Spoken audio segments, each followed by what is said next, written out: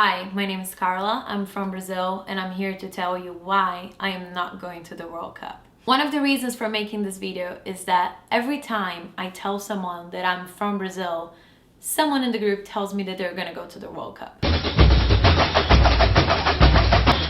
So we went to the streets and we asked people here in the West what came to their minds when they thought about Brazil. Girls. Ronaldo. Soccer first. Lots of partying, lots of dancing. Hot. But here's when it gets serious. The World Cup is gonna add up to about $30 billion. That's more than the last 3 World Cups added together. They added up to about 25 billion. Now tell me, in a country where illiteracy can reach 21% and averages 10%, a country that ranks 85 in the Human Development Index, a country where 13 million of people are underfed every day, and where many other people die waiting for medical treatment. Does that country need more stadiums? Sou médica, tô revoltada! Tô sozinha nessa porcaria aqui! Não posso fazer nada pelo excesso de pacientes doentes! E a secretaria, o governador não faz nada! So some politicians argue that the World Cup and the Olympics are the incentive our country needed to get better. Wait, what? So we've been paying taxes all these years. For what? What country needs an incentive to take care of its people? Suddenly, there's all this money to build stadiums, and the population is led to believe that the World Cup is just the change they are needed for their lives to get better. But the truth is that most of the money that comes from the games and the stadiums goes straight to FIFA, and we don't even see it. And the money that comes from tourists and investors goes straight to the hands of those people that already have money. So yeah, maybe the guy who's selling ice cream on the beach is gonna do better that week, but will the event really change his life?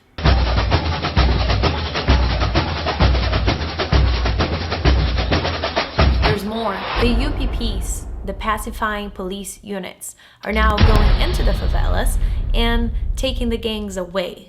Now, where do you think they're taking those gangs to, and for how long are they really gonna be gone? We call this in Brazil putting the dirt under the rug. It's a temporary solution for a much deeper problem. Plus, what do you think comes with samba, partying, and dancing? Drugs. And where do you think those drugs come from? Guess.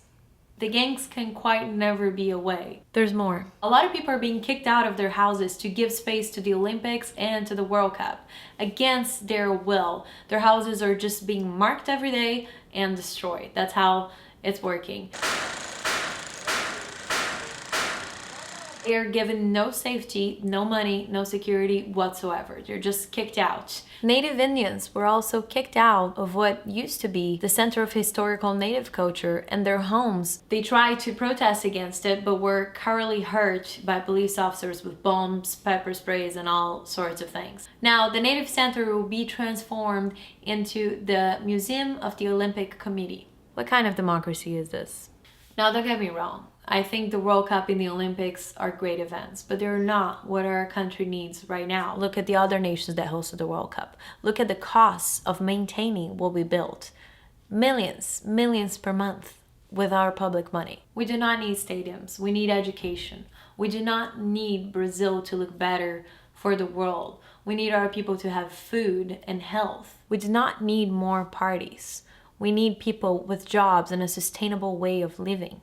It is proven by all the billions we're now spending that we have more than enough money to change the situation. Or that at least we had it until the World Cup and the Olympics. I don't know what this video can do at this point. Maybe you will know, maybe someone will know, but I do know that the information needs to get out there, and there are not enough videos, there's not enough information out there. And it's time that we start thinking about our priorities and about what's important. So I hope you like this video, I hope you share it, and if you want more information about it, there's a bunch of links down here, great projects about the same theme. So please share, and thank you for watching.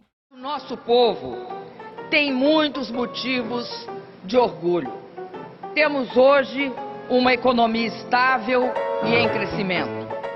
Nos últimos 8 anos, elevamos para a classe média 40 milhões de brasileiros.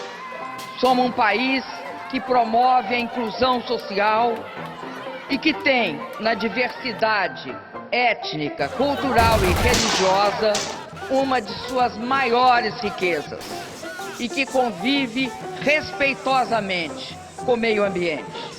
Por isso, hoje o Brasil é admirado por muito mais que seu futebol, sua música e suas festas populares. Convido os povos do mundo inteiro a conhecer melhor o Brasil e os brasileiros.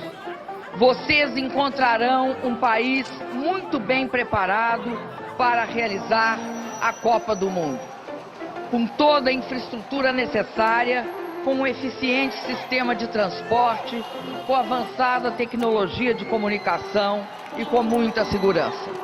Estamos fazendo a nossa parte para que a Copa do Mundo de 2014 seja a melhor de todos os tempos.